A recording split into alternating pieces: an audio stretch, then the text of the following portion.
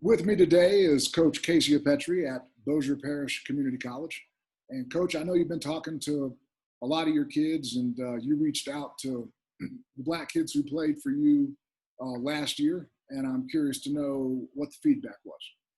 Yeah, I reached out to our guys that we coached last year and asked them which ones have been affected by police mistreating them, and it was the majority of them. It was 5 of 9. I think that's close to 60%, and it was just different things like being pulled over and asked questions without having a reason of why they're being pulled over, and just not talked to.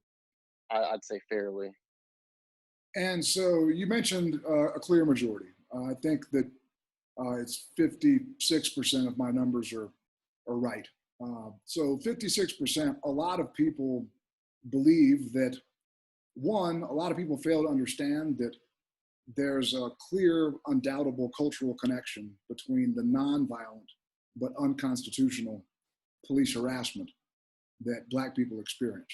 There's a connection between that and the violence, which is, of course, thankfully less frequent.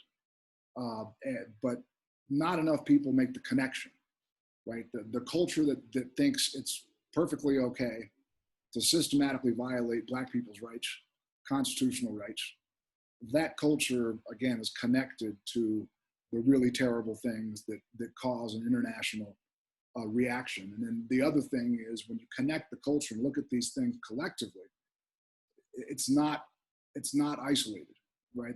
Because white people love to feel like, oh, these things are isolated, because again, they don't make the connection and they don't understand how common it actually is. Because we're talking about, in your case, college kids, right? These are not like 48-year-old construction workers drunk as shit driving home when they shouldn't have been. You're talking about doing the speed limit, tags up to date, but maybe you're in the wrong neighborhood, or maybe the cop's just bored.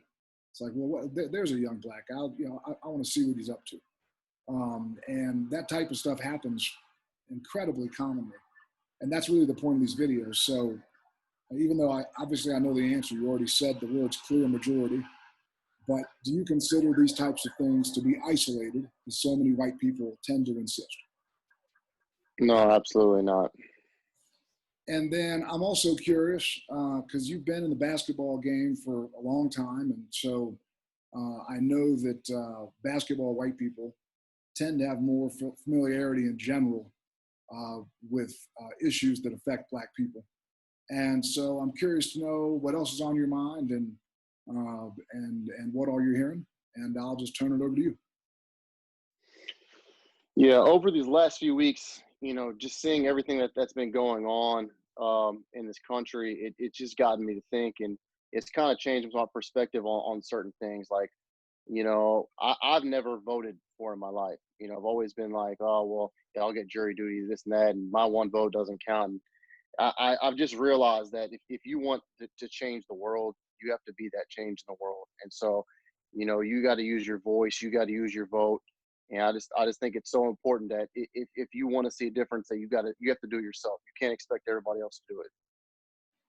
That's very interesting perspective, and one that I agree with. In fact, it's not a Peach White Home original phrase, but something that I live by is that you can't change the world without first changing yourself. And so Absolutely. it's a necessary first step. And so I'm also curious, you as a white person, have you ever been walking down the street with your friends and cops rolled up and wanted to see IDs, or you're doing the speed limit, your tags are good, and you got pulled over anyway for no reason you could ascertain, and just sort of asked a bunch of questions and just non-violently harassed? Has that ever happened to you?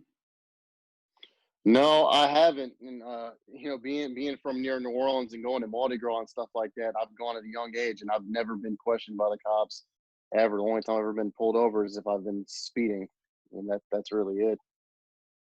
Well, it's late, and I need to get this posted tonight, so I can. Okay. I said I was going to do 50 of these 50 days in a row, and I'm almost at my deadline for the evening, so I need to let you run.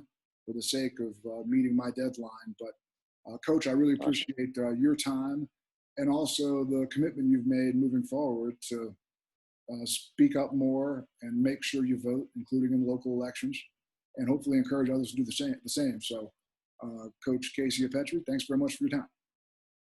No, thank you. Appreciate it.